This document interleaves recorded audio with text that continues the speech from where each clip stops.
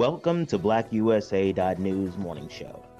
I'm your host, William Honolulu Jr. Join us as we explore the news and opinions that impact our community. We break down how the major stories have a very personal, local, and racial impact. No topic is off limits, but even if the conversation gets rough, we're always going to keep it real.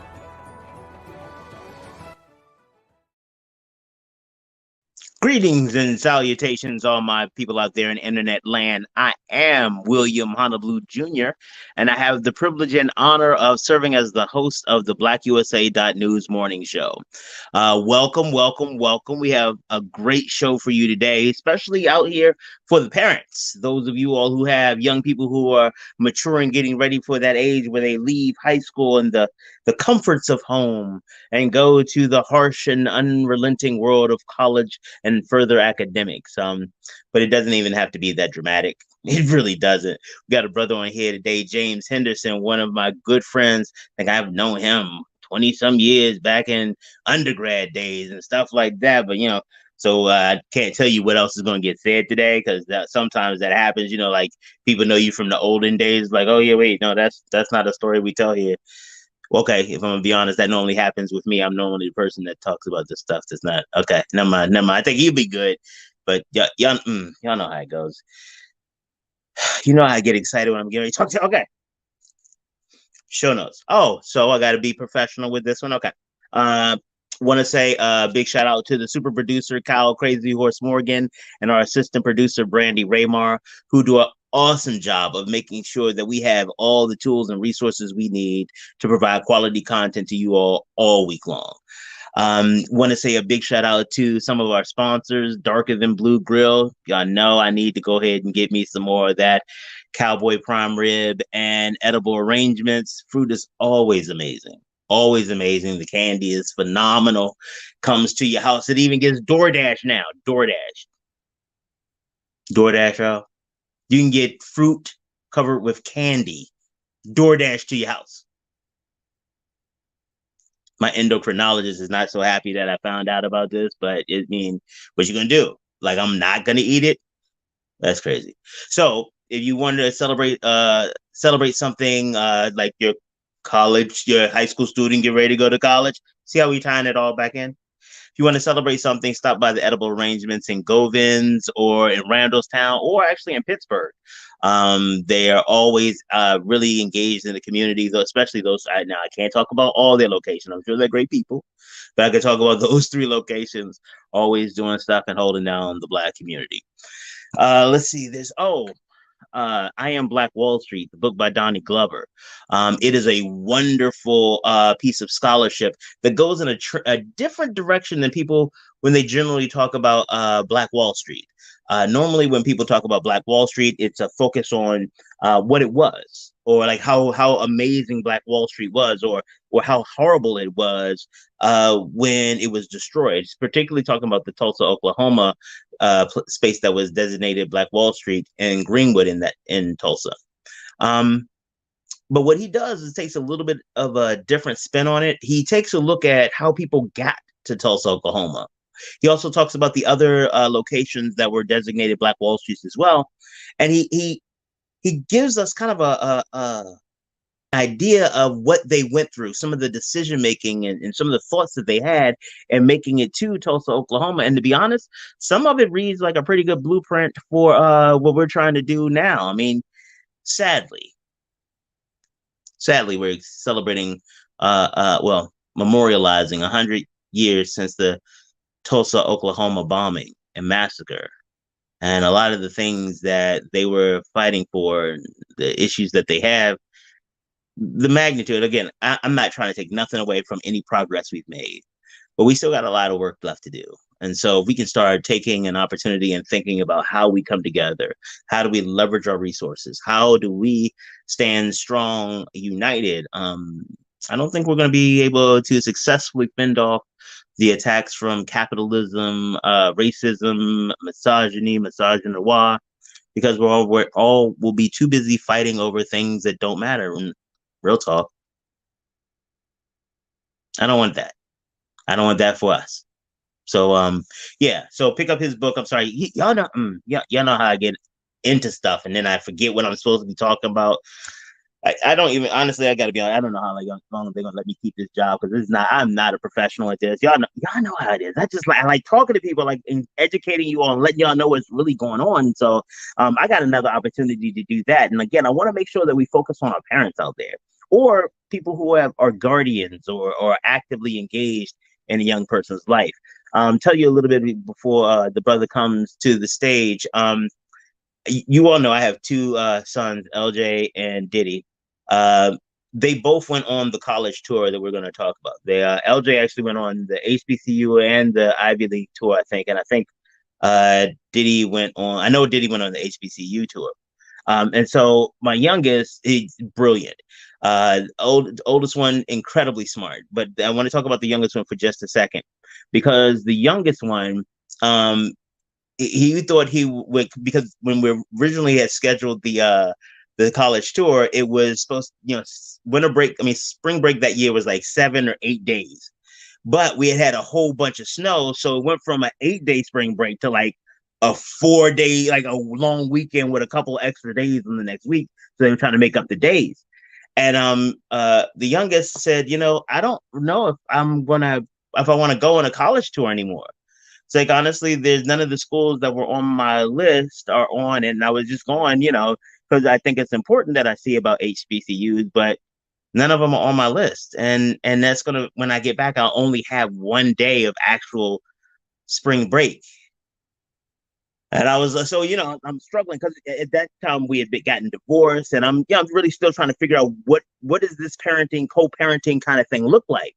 And so I'm thinking I don't want to lay the hammer down. Like, well, look, people already paid money because in my day, if somebody wrote a check about anything, oh, you were going.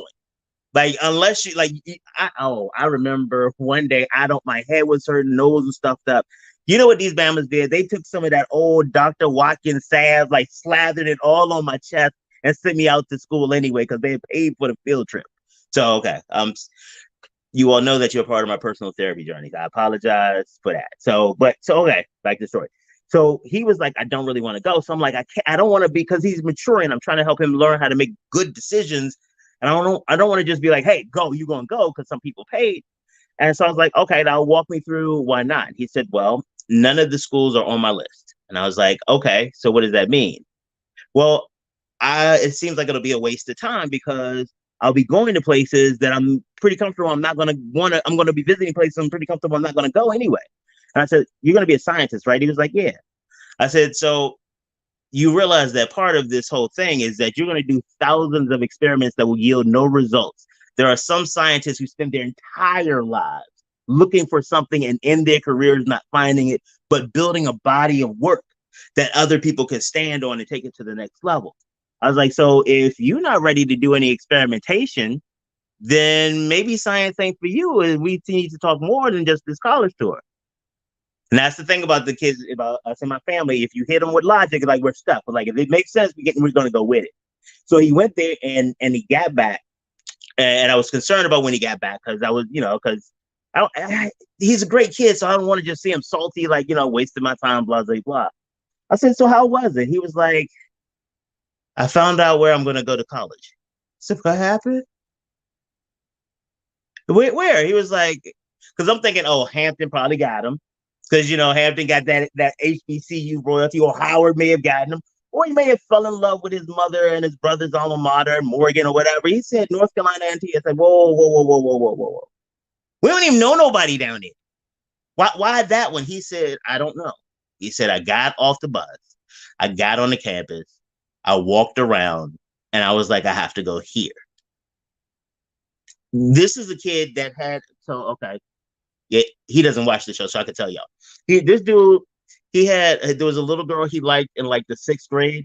Why did he have a 6-month plan on how he was going to eventually ask her out? So like, this is what this dude does. He like not even ask her out, but like to tell her he liked her. This is how much he plans. But for him, it was like, he's like, I can't explain it. And that, and I tell that story, and I know James is back there like, do I have any time left? No, it's an hour show, bro. We good. You got time. But I just want to set the stage on why I think this is important.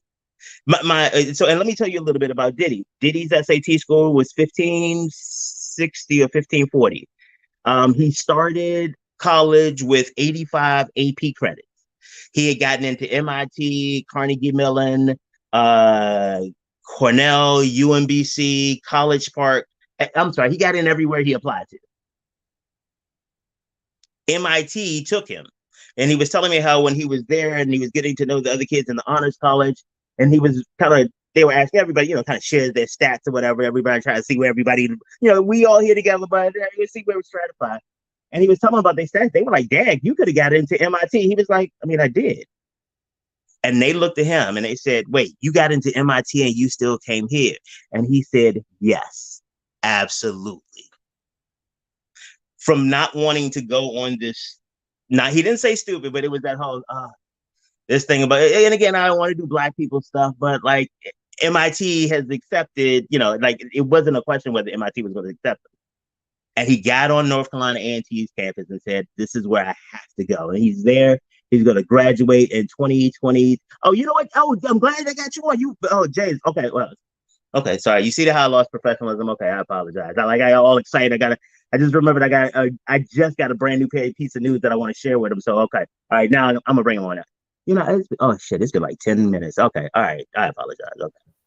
Brother, I am so sorry. I know that was a long reading. I was trying to, but I think the story is important. It is. Because it really indicates, to me at least, the importance of exposing kids to things, even when they think, hell no, this is no way. All right, so, hi, brother. Why don't you introduce yourself to everybody? I'm so excited just to jump in. I keep forgetting they don't know you already. So tell them about yourself. All right, how y'all doing out there? My name I originally from Pontiac, Michigan, class of 91, high school, Pontiac Northern. I graduated from Morgan State University, class of 2000 with a business administration major. Had an internship my last semester in college. Got hired immediately after I graduated, and started right into the work world. Started in corporate America for about 9 years. I didn't like it, so I didn't like being told what to do. So I decided I wanted to start my own business. So I started an accounting and tax business. And after a while, well, I want to so this is the cool part about talking to somebody who knows you, because you notice he didn't even. Some guests are like, "What is he stopping me?" James like, "Oh no, this is the way it's gonna work." I want to anchor in. Tell them what the business you started, because I want them to understand that the melanin you are associated with is also in a field of independence that is not always there. So I want to make sure they know this is possible. Right. So when I started in corporate America, I was working for a CPA company, and then I realized that it just hit me. Came to work one day and I was just sitting around, looking around. I was like, nah, this ain't what I want to do the rest of my life. I don't want to be told when I can go on vacation, when I can take a break. It just wasn't in my spirit. Mm-hmm. I just started typing my resignation letter. But one thing I did know, I didn't know what I was going to do, but one thing I did know, that I can do what I'm doing in this office on my own. I had enough knowledge, I have enough experience to be somebody's accountant, mm-hmm. to be somebody's tax professional. I didn't need a CPA license behind me to be able to do it, and that's the direction I took. I said, "Oh, you know what? I can start on." So initially, this is a funny story. Initially, I did not have any clients. I didn't even tell my wife I had quit. Every morning, I would get up when she got up, and we would leave together. I would drive around the corner, get back in the driveway, get right back in the bed. I watched the History Channel for about 6 months, and then one day I was like, "This is kind of crazy." One day I was like, "I don't need deodorant on. I ain't going nowhere." And that's when I realized, hey, gone too far. Get out there and start making connections. And I'm a real personal person, so a lot of the clients I had with the CPA company was calling me like, "Yo, you're not working today. You're not working this week." I was like, so I was explaining to them that I had resigned, and they was like, "Hey, you want to do some accounting work with us?" Blah blah blah.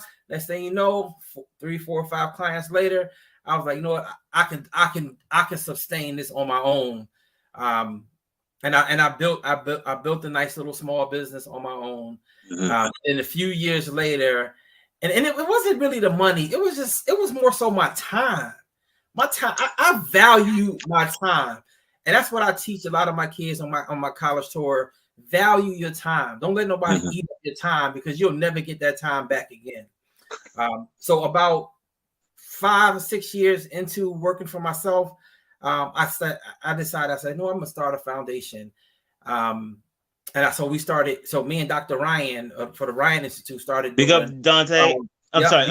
Big up Dr. Ryan. I'm sorry. And his wife, Jaika. Yes, sir. Sorry. Right. So with my fraternity, we started doing SAT prep classes. So I was in charge of the educational department. So I just went out and just started really, really recruiting students to participate in our SAT prep classes.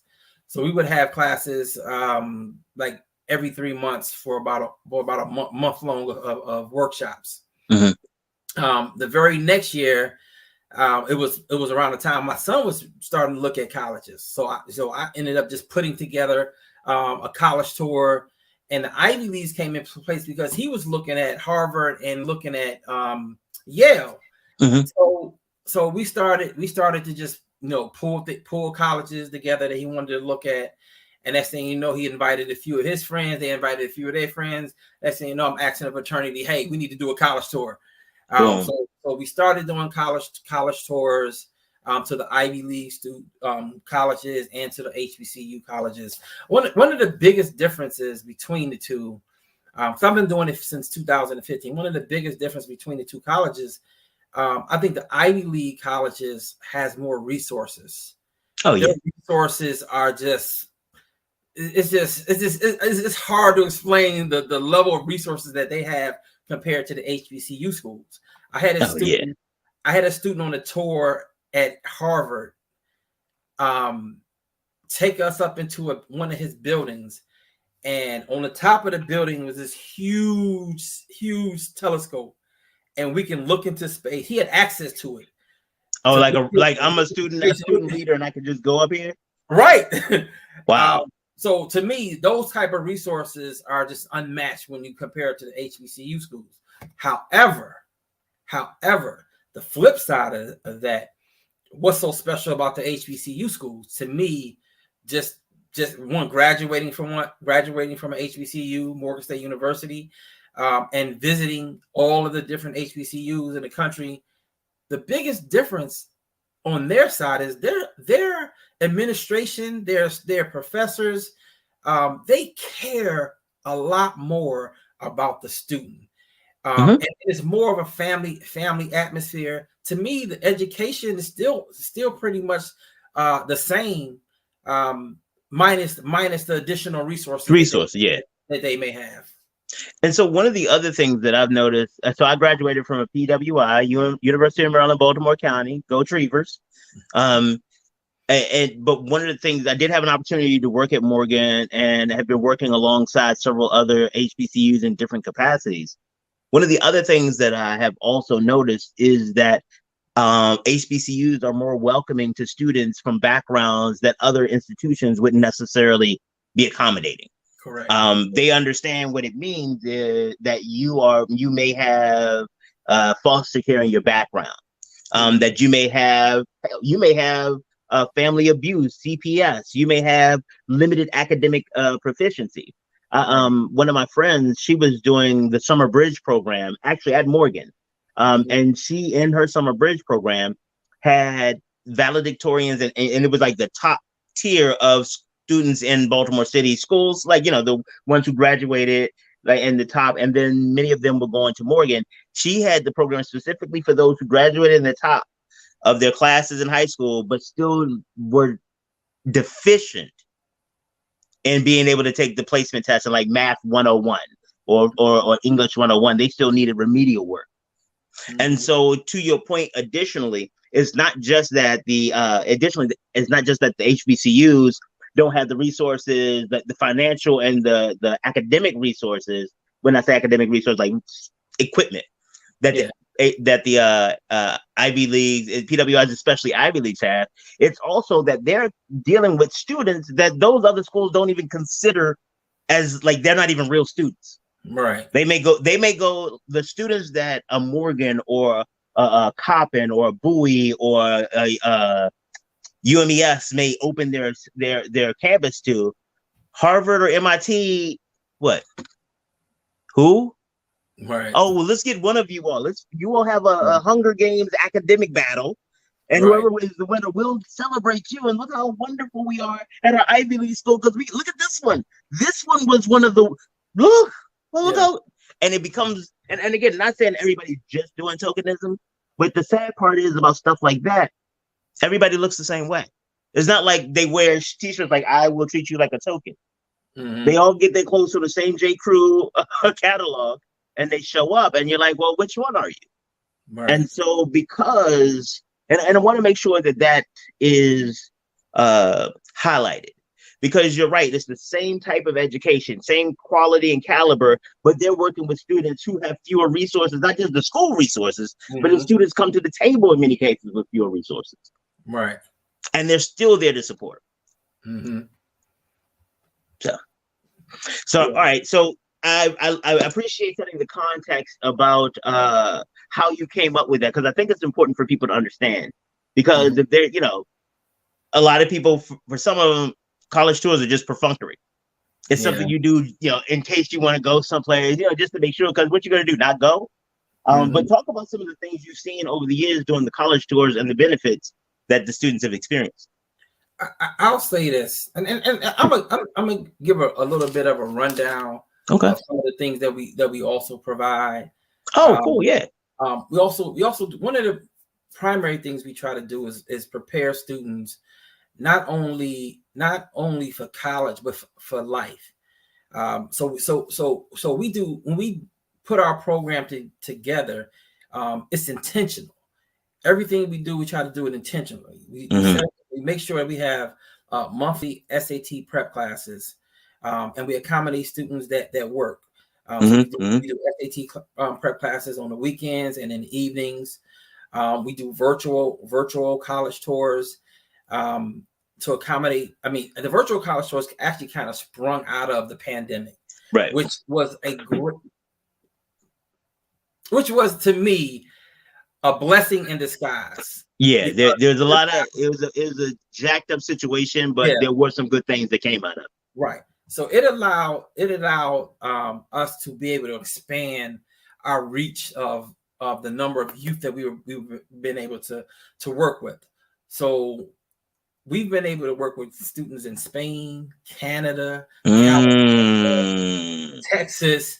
I mean, it just expanded everywhere. Wow, I didn't even know that. Congratulations, man. Yes, it's crazy. Good business, man. Crazy. But it was very interesting. So we do provide the virtual college tour. We just went back to do our on-campus college tour. We do FAFSA workshops. We do college essay, and resume writing workshops to better prepare them to be accepted into college. And if they don't choose college, making sure that their resume is tight enough that they can go out and apply for a job or apply for an internship or what have you. But one big part of our program that sprung out of our college tours was in 2017. We were on the bus traveling from one school to the other, and I just started talking to a couple of students about some failed businesses that I've had. I've had many failed businesses, and the reason I was telling them about my failed business was because I thought that they would learn more about my failures than they would from my success stories. Because if I'm telling them what I did wrong, maybe if they decide to do that. So what sprung out of that conversation was a business pitch competition. So we were just having a broad discussion about different businesses, how to set them up, the functions of them, for-profit versus non-profit, LLCs versus C corps, and just telling them I was just giving them the basic concepts of it. Right. for teenagers, they were able to grasp that really quick. So we separated them into groups and had them come up with their own business strategy, to come up with their own budget and to be able to pitch that business idea to everybody on the bus. Mm-hmm. And then, I would give them cash prizes or computers, things like that, just to keep them inspired. From that, launched my entrepreneurship program in Baltimore City. I started over at Coppin Academy, being a volunteer. Just, hey, I want to just big up Principal Ullman. Big up Principal Ullman over there at Coppin Academy. He is the greatest. Then I started doing some work over at Douglas High School. Now I'm in St. Francis. I'm trying to get back into Reginald F. Lewis. Haven't been able to do that since the pandemic. But slow up on that one for a little bit, partner. Holler at me off camera. Might need to pull your coat to the game. You might not want to do that right now. All right. So to me, all right, we focus on college readiness and entrepreneurship, primarily because I'm looking at all of the students on my bus. Not all of them are going to go to college. Not even just not all of them are going to college.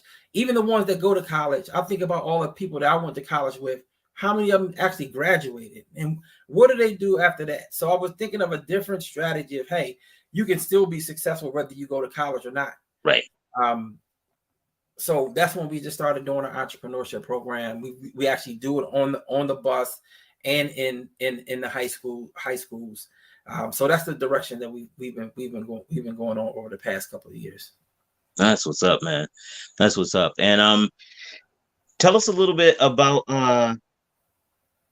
well, we're gonna get to the successes and some things. We'll say that to the end because I love that. It's like dessert. But talk to us a little bit about some of the things that parents have learned in working with you. So one of the things that I also want you all to know about this program, and it's funny that you haven't mentioned it yet. It's been like a half an hour. There's a lot of workshops that they do for parents. Like there's a lot of communication with the parents, not just like your kid is messing up, you might want to come and get them, or where's your balance or whatever. It's like, hey, this is what we're teaching the kids. If you all want to come through and find out about it, hey, we talking about entrepreneurship. If you want to come through and find out about it, hey, come watch your kids do this. And it's a lot of parental engagement. And one of the things that I saw was that some of the workshops or some of the engagements, even some of the like random conversations at the bowling alleys or whatever, when we're doing the fundraisers, they changed the way that some of the parents saw their roles. They started I remember one workshop you did at the bowling alley. It was kind of an orientation for parents, just this is what's going to happen, and they make sure. And a lot of parents, especially I remember because you were talking about the fraternity things and stuff like that, and they were like, well, and some people were like, yeah, I heard of fraternities, yeah, and it was clearly blanks, and it was an educational opportunity, right? To really, because if their kids decide to become part of a fraternity or sorority, that's going to have an implication on the family, and the parents had no idea what was going on. And I remember my mother and father were like, "So you walk in line like," and I was like, "Nah, whoa." Yeah, we transitioned in decades now, so we don't. Right. So we do a lot of family engagement. To actually be on our college tour, one of the very first things we do is have family engagement at Morgan State University. We kind of do that once a year. This year we're going to do it twice a year. This year we're going to do it twice. But the engagement that we do at Morgan State University, we want the parents to be able to see what the program is going to look like on a day-to-day basis when I take their kids away. Another thing, it helps with the comfort level of parents, because a lot of the parents, they're helicopter parents. They haven't really let their kids really out of their sight and on their own to try to help them make their own decisions, and that's why it's really important. And I'm going to say my program to allow the kids to go out and experience things on their own and try to make decisions on their own. So we do that college. We call it College Readiness Day, where we get all the parents together, and then I bring out a lot of the coaches from Morgan State University, They come Oh out. yeah. I'll bring out the different fraternities and sororities. They'll come out, step, and talk about the history of their individual organizations. Then we'll attend the basketball game, and then we'll do a tour of the campus. And then we have another event, a family engagement event, where it's either a bowling or a skating event, and it helps to get the kids to socialize with each other, but not only that, but it also helps the parents to be able to meet our chaperones, to get to know us a little bit better, and other parents, right?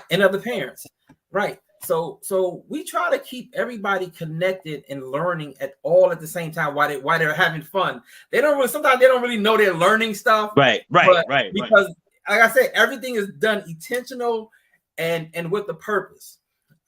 So they while we're having fun, they're learning things as well. Also do a event, and I always make this optional. I invite everybody out to my church, because if I'm gonna take your kid away for 5 days, I want blessings of safe travel and mercy to and from my destination. That's just me. Mm-hmm.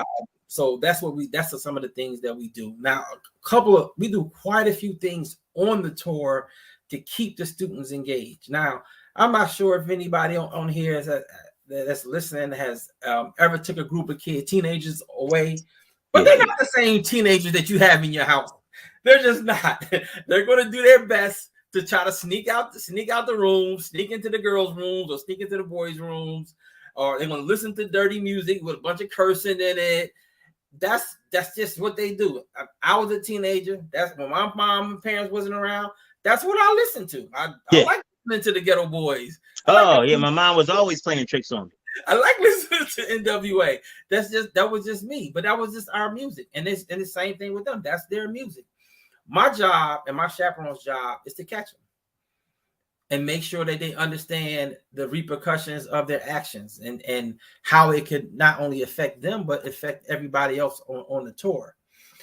So while we're on the tour, I'm talking about this year, because I implemented a program, because I have a lot of programs on my tour to eliminate their free time. Mm-hmm. So one of the programs I implemented was I call it the Heels Day. So I noticed that every year I've been teaching the men how to tie ties, which is important. Mm-hmm. A lot of them don't know how to tie a half Wisner or a full Wisner. So we teach them that, but I also show the young ladies that as well. Because I always tell them I'm a married man, but nothing is more beautiful than when my wife fixes my tie or when she picks the right tie out for me. I love it. That's why I show the women how to tie ties. But this year we also added teaching the women how to walk in heels, how to walk professionally in heels, because they're going to be at that age where it's time for them to go out for job interviews. Like if you're applying for the Ivy Leagues, you're going to get interviewed. So being able to walk in heels is important. And when it's time for graduation, nobody, you know how you see them when they walk. What do they call them? Looking like a baby giraffe.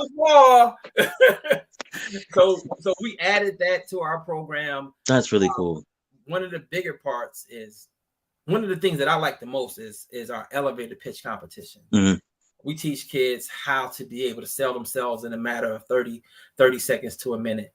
That is crucial to the rest of their lives. No matter what happens in life, just like today, William was like, one of the very first questions he asked me was, tell me something about your program. It's no different. I just gave him my elevator pitch. Right. Yeah.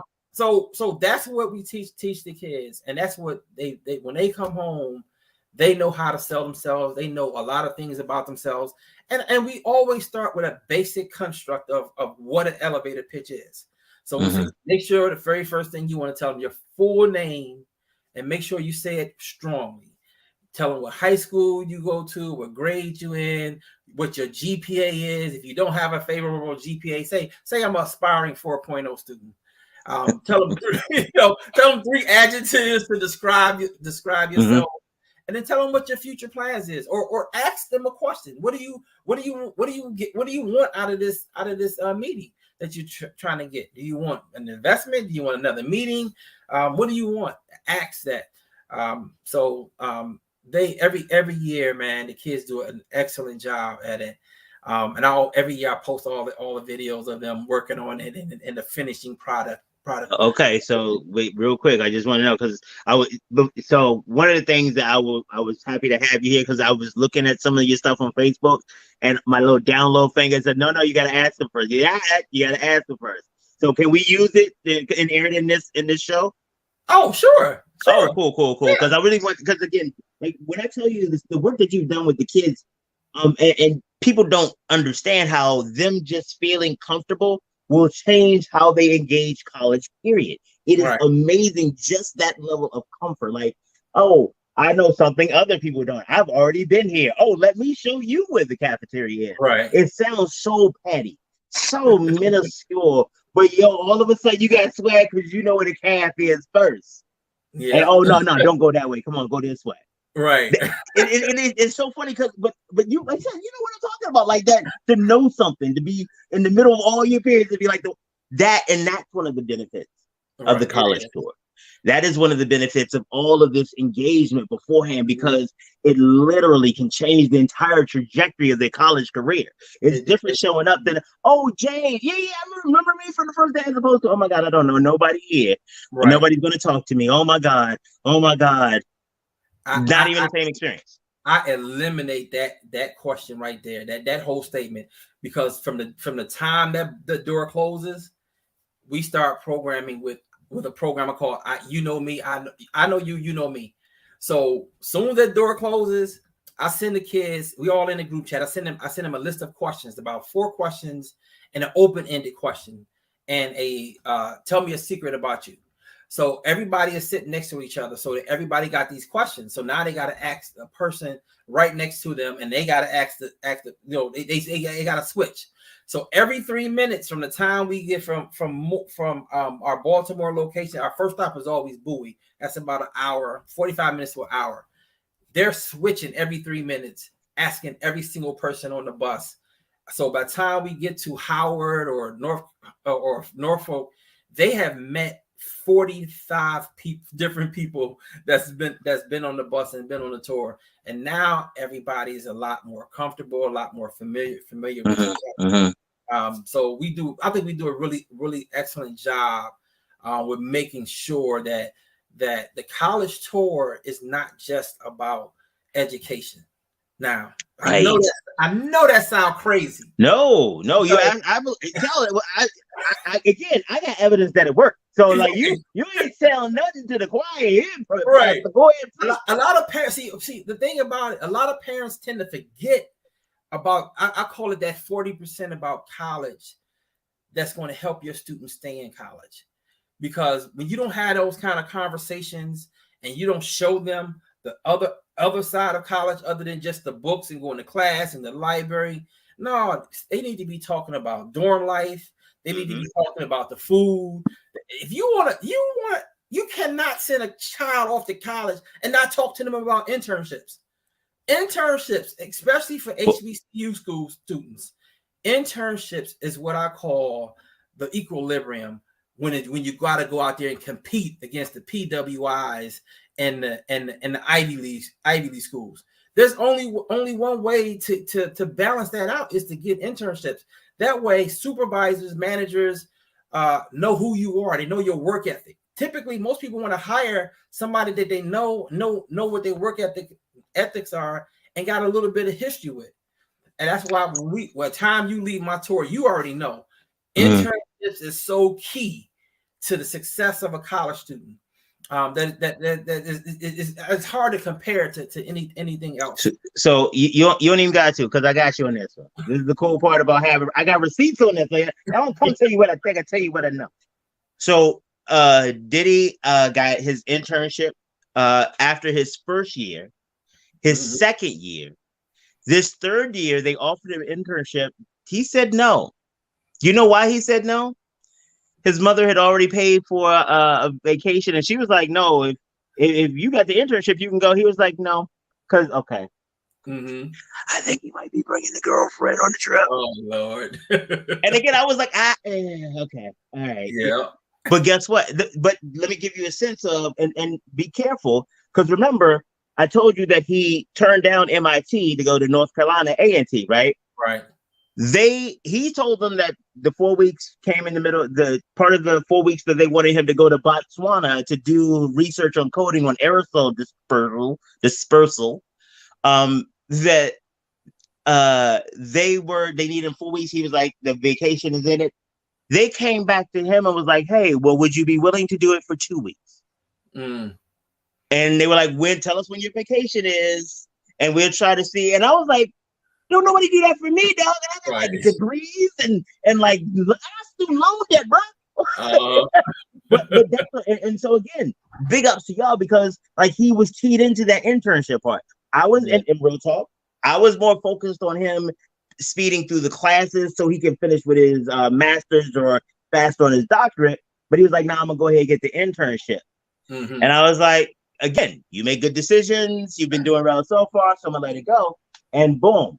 He has like he studied muons. I didn't even know that there was a thing called a muon. Mm-hmm. I didn't know. I had to do it straight up. I keep forgetting we on camera, not like just talking to you. My fault. But I had to look to the camera like, let me tell you what happened. I literally had to go out and buy Quantum Physics for Dummies books in between his semesters so I could keep up with him when he got back home. But yeah, so you are absolutely right about the internships, and you all do a great job of really hammering that in, and not just you got to get one. Because when I was an undergrad, everybody was like, you got to get one. I was like, okay, and I got there. My first internship, I was at the mayor's office. It was the largest waste of time I have ever had. The most exciting thing I did was send a 13-page legal size fax to Seoul, Korea. It was my first international fax. But that was it. And so I was like, this is what y'all wanted me to do? So this is how, I don't like this. No, thank you. But that was the key point of it, is that not only does it help you with your career, but it also lets you know what you don't want to do for the rest of your life. Absolutely. I had an internship with General Motors, and most of my family are from Michigan. They all work in the plant. But when I had that internship, I knew from the second day I was there that I did not want to do this the rest of my life. And that helped me out a lot. It put me on a different career path. I was like, there's no way I'm doing that. So how this is, I use dating as a metaphor for business all the time. You might be able to do it for academics as well. Internships are like dating. Okay. All right. You don't want to commit to a job, like I put a ring on no job till I see what you got. Like, internship a little bit while I'm volunteering, maybe a little bit of pay. You give me a little bit of benefits. I give you a little bit of work. And we see if we can grow somewhere. I'm going to work on a metaphor. I'm going to work on it. That might actually write a book about that. Dating and internship or something. All right. So tell us about, and I also want to save some time so we can add in the videos about them doing the pictures. That it's so cool to watch. It is so cool to watch. Like just to watch them stand there and just spit who they are, and it's just like, it is really cool. Because a lot of times we see the images, like, and again, not saying that they're not the type of kids who be put on front store gang signs or twerking. Not saying that they're not, but it's so beautiful to have a set of images that are not those images. Right. Because even if that's something you do, because I got habits and proclivities. Okay, I'm not taking pictures of them for you, but it is. But those are the types of images we see when people are talking about Black kids, especially that age, that demographic, Tatianas and thug life and da da da da da. And it's like to see 40 kids just like I'm trying to get my education. Like whatever. And the cool part is. I'm sorry, I'm doing all the talking. My bad, dude. But it's like I've seen it because like they're different kids. That's the other part too. It's not like you all get the same kid from every school because because normally when you think about field trips from school, there's a certain type of kid that goes, and you can always tell when it's not going to be a good field trip because there's at least 2 kids that don't look like every other kid. It's like, oh yeah, those are the ones they get on the bus a little too active. They like a little. Okay, but you all of the kids show up and you all have a way to manage them. I think some of it is the family engagement and some of it is just the brothers that you bring and the sisters you bring with you. Talk a little bit about how that is, because I know that was one of my things. I'm like, so you want me to send my kids all over the United States, and I'm not even like going to be remotely there. What if? Oh my God! What if somebody catches them? Sometimes a lot of parents want to go on our tour because of the uncomfortable feeling of so many males being on the tour. But with the prerequisites to be on our tour, we get them to a comfort level so that by the time it's actually time for us to go on a tour, everybody's comfortable. But I'm gonna talk about my team a little bit. I pretty much work with some of the same people every year on our tour. My nephew Harold Skandrick, he flies in from Michigan to be on the tour, and it's helped him out as well because it inspired him to go back to college and get his degree. He graduated last year with his bachelor's degree. Big up, Harold. That's big, yo. Big. That's good news, yo. Congratulations, Harold. So he's been on my tour since 2017. Derek Hamlin, it's my line brother. He's a lawyer. He's an active lawyer and a comedian. He wears a couple of hats, but he's my lawyer. He's been on the tour since 2018. And then we had I added a chaperone and business partner, Nick Miles. He's a coach, and this is our intentional. Some of the best motivational speakers are coaches, and that's one of the reasons I added him to our college tour, just to keep it always working with the kids, always trying to inspire them and inspire students. And he's been working with kids since he left college. He started at the YMCA on 33rd. Now he has one of the top 10 basketball programs, high school basketball programs in the country. And we added another young lady, Renanda Johnson. She has her own nonprofit, and used to working with young ladies in the Bowie PG area. So that's pretty much my team. All of us have a wealth of experience and working with teens, so we know our way around the block a little bit.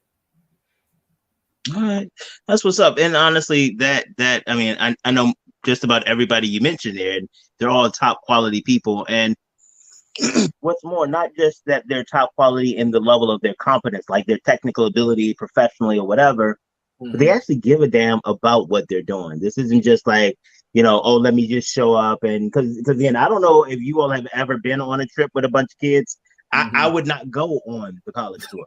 And again, I was asked, no, thank you at all. Now, I don't like going on vacation with my kids because it's like there's so much stuff to think about, worry about. Can I get no? But you all do it every year, and it's volunteer. And these are brothers and sisters that are really trying to make sure that these kids have an opportunity to transform their lives and really not have to deal with a lot of the stuff that many of us still have to deal with. You know what I mean? It's the talent and TIF taking it to the place that it should be.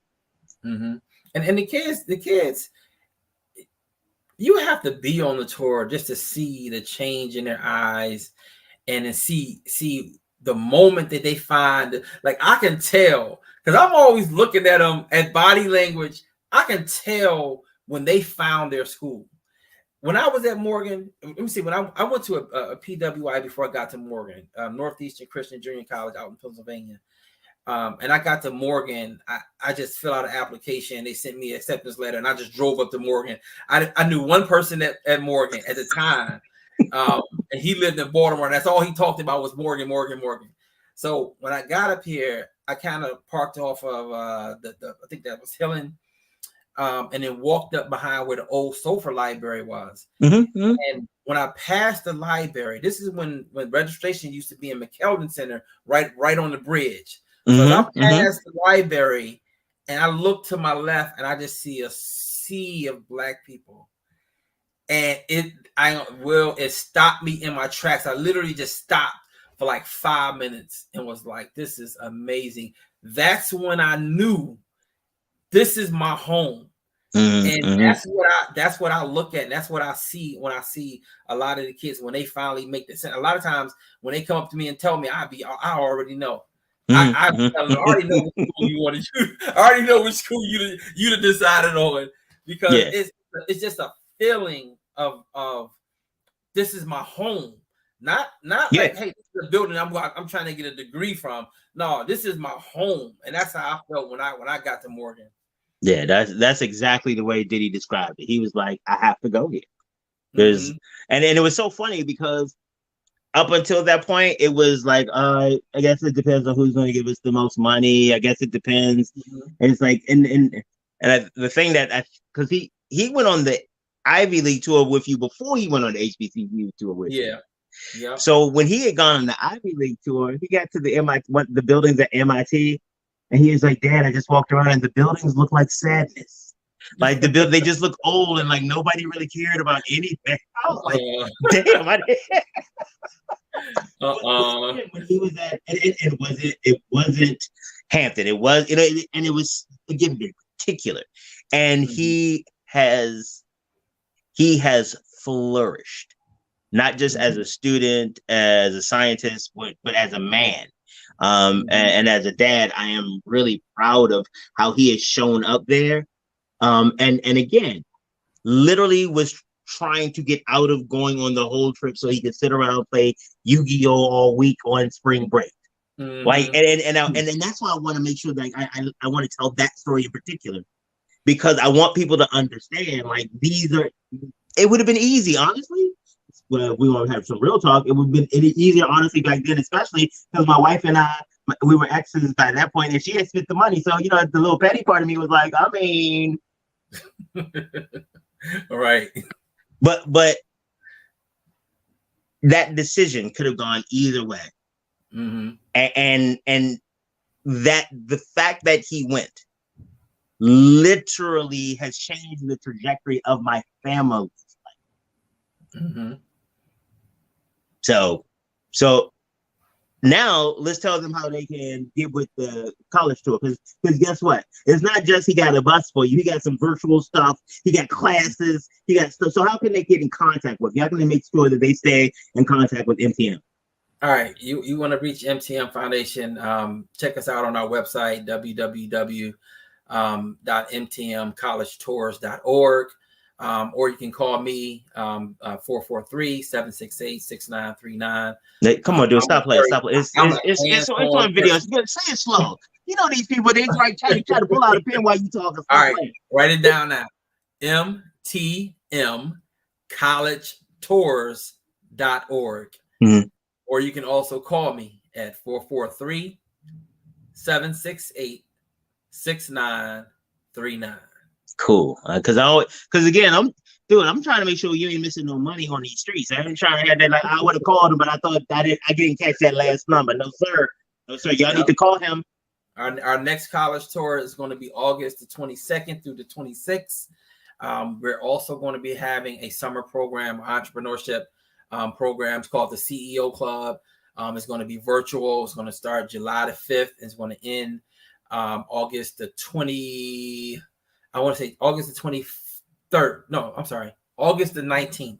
So okay. July the 5th to August the 19th is going to be virtual. At the end of our CEO Club is going to be our business pitch competition. We're going to be giving out over $1,000 in prizes. I think the last time I had a bunch of investors that came on, friends that own businesses, and we gave out over $5,000 outside of the $1,000 prize that I give to the first place prize winner. All right, so make sure that you keep us in the loop and make sure you get back on here so as the time gets closer and draws nigh, we can get people out here to support it and watch, because again, these kids are out here doing some real stuff. Like these are the training grounds. This is where it happens. This is where we help shape them. A lot of times we talk about, well, how did they get out there and not know how to do that? Well, when did you stop to tell them? This is where we stop to tell them. Exactly. So I'm sorry. Again, you know what? I'm gonna let you talk eventually. Nick, you got to come back so you do more talking next time. That's what's gonna happen. You gonna come back and you gonna talk. Hey, it's a collaboration of shared experiences, because you've gone through it and you listen to your son tell you the stories of how great of an experience he's had. And it's just and I'm sorry, real quick. I'm talking about one son, but both of them had an amazing time. Actually, that's what actually got LJ to end up coming back to Morgan after he left Temple. Okay. Because he was like, he went to Morgan in college. Because before, I mean, we lived right around the corner. He was like, I'm not going there. I'm not going there. And then after the college, he was like, I mean, it's not that bad. Until you see what's so great about it. That's what's going to make you change your mind.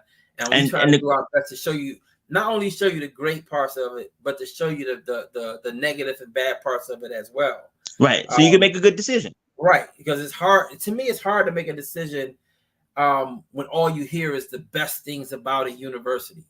And that's one thing that is so different from us. Like a lot of times I don't even allow the university to give my tours.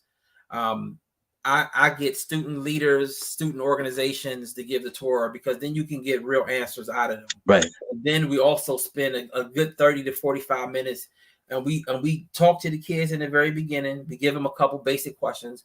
Now go find a student and ask them the question. And then usually by the third or fourth school, now they figured it out. Now they're asking their own questions, like what do they want to know about this university that's going to help them decide whether or not this is going to be a good fit. But wait, there's a skill development activity right in there as well. It is the opportunity to get to know people. It is the training ground to do that, and not just do it on one of the college campuses that you might be going to with college students, but still in the safety and security of this college. Sure, it is a practice and socialization in college. I mean, hell, that's actually part of the model of many of the first year experience programs. Good business, bro. Sometimes it's not about what you know, it's who you know, and it teaches them that from the beginning. You got to be able to network from day one. And I'm gonna share this last story with you. Okay. Because this is amazing about networking and just talking to people. Because when I put them on these tours, they meet a lot of. We was at Norfolk. This is a different story. We was at Norfolk, and I introduced them to a gentleman that started out as a recruiter. Now he is the connect for scholarships. He's the one that give out the money, and I bring him to the students. I'm like, hey, whenever you meet some people, you got to make sure you understand how to introduce yourself, how to get their contact information, how to follow up. I'm telling the students, this is the connect. If you need to connect with this scholarship, you can't go beyond him. You can't even go to the president of the university to get the scholarship. He is the only person that you can get it from. So make sure that when you before you leave here, you got his information. You send him an email. You communicate back and forth. That leads me back to my story to Columbia University. One of my frat brothers, his name is Daniel. He's from Africa, but he's been living in the United States for over 20 years. He graduated from Columbia. Now he told me this story when he was a junior. He was telling me about this story when he was a junior, but also the story continued until he graduated. So he got invited to an event that was meant for upperclassmen only. I mean graduate students only. So one of his frat brothers, snuck him into this little cocktail happy hour type event that was going on campus with a bunch of billionaires and millionaires. Because Columbia, they got back them extra resources. So they're commingling, and he's just at the bar, and this young lady came up to him, and they just started talking. He didn't know who she was. He was just sharing his information about his experience at Columbia. At the end of the day, he got her business card. Come to find out, she works for Goldman Sachs. Later that night, he emails her. A month later, he emails her again. And they just started this communication back and forth about how he's doing in school. At the end of his junior year, she emails him. It's like, what are you doing this summer? He says nothing. I'm going back to Florida. She's like, would you want an internship? Would you want to work for Goldman Sachs? Outside of his major. This wasn't even nowhere near what he majored in. So he ended up getting an internship with her. He did really well with the internship, stayed in contact with her. By the time he graduated from Columbia, which was a year later, they offered him a job. making $145,000 a year. He took the job. You don't come out of college making $145,000 a year. You just don't. You just don't. But that's because somebody put him on game. Yeah. And that's what is that's why, you know, that's part of why I try to get the kids when we're on the campus, talk to people, get their email address, get their business card, follow up. You never know what resources you're going to need or have in the future. Good business, man. But I think honestly, that's a great place to leave on today. I was like, you just dropped knowledge. It's like you timed it just to get out right there. We are. Brother, thank you so much for being here, man. I am so grateful. And I'm looking forward to the next time, and keep us updated on the tours and all the rest of the stuff that you're doing. Actually, you know what? We're going to take some bonus time, and I'm going to add to this video some of the clips of your kids so everybody can check them out. Definitely. Please. All right, man. Oh, appreciate you, man. All right, man. Take it light. Now talk to you soon. All right. All right. All right, ladies and gentlemen, boys and girls, children of all ages. I told y'all I know some dope people, didn't I? Y'all don't even understand the level of dopeness. Like heroin, crack, all that. It's like crystal meth. I don't really do those drugs, so I can't tell you how they rank in drugginess, but I know dope people. All right, ladies and gentlemen, boys and girls, it has been a pleasure, and I am so looking forward to seeing you, and we will be black tomorrow.